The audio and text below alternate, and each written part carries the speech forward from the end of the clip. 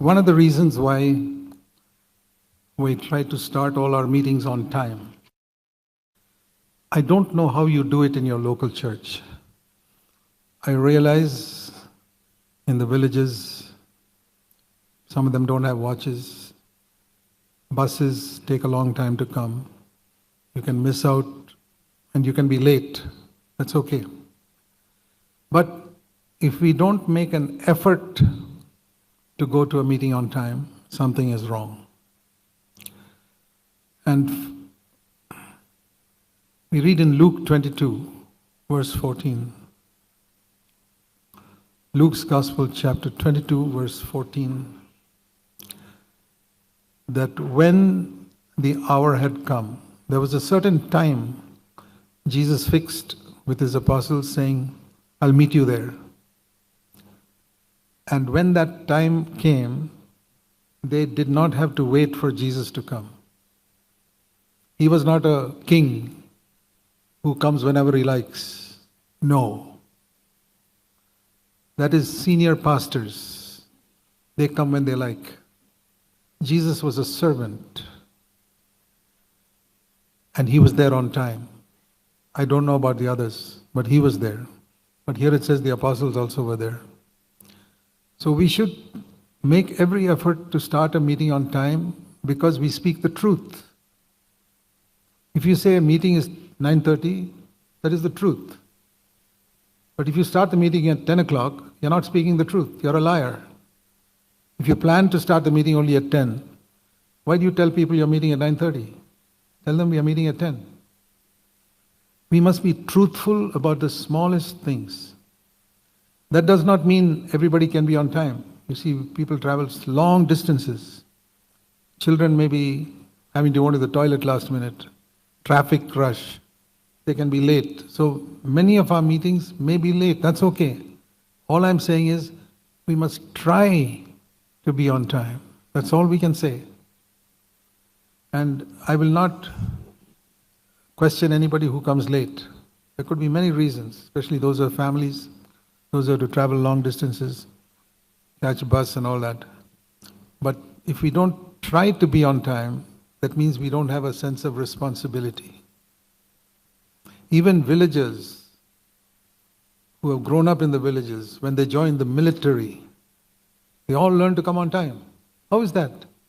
They are uneducated villagers. They join the military, they are on time.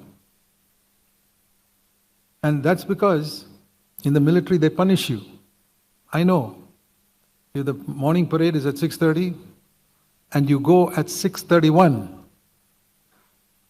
they will teach you such a lesson you will never forget for the rest of your life. That's how I learned to be on time. But that is by punishment. We don't do that in the church.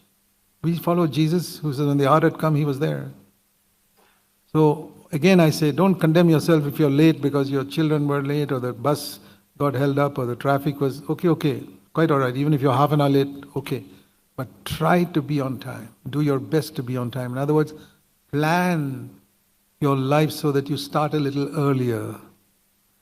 Try to be on time. But if you're consistently late, we have seen in CFC Bangalore, there are some people who are always late. And the people who live far away, they are on time. So it shows it's not because of distance or traffic, it is because of a lazy attitude to keeping time.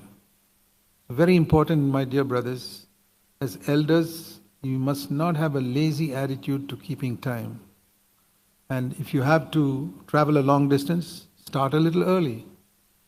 But as again I said, there are other factors. And at the same time, don't judge those who come late. That's another thing. You do your job, judge yourself.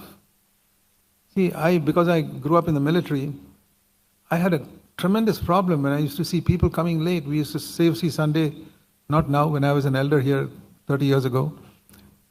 I would CC meeting 9:30, they'll come at 10 o'clock. It really disturbed me. Till one day the Lord said to me, you were in the military, they were not. So be merciful. I said, okay. The second thing the Lord said, you are a servant, not a king. And the picture the Lord gave me was as if you're the servant working in a palace, and the king says breakfast is at 8 o'clock. The servant comes, prepares everything, keeps the table ready before 8 o'clock, and he is there. And if the king comes at 10 o'clock, servant cannot ask the king, why are you late? No. King can come whenever he likes. So the Lord said to me, all these people in the church are kings and queens. You are the servant. You remain a servant. I said, yes, Lord, I will be a servant.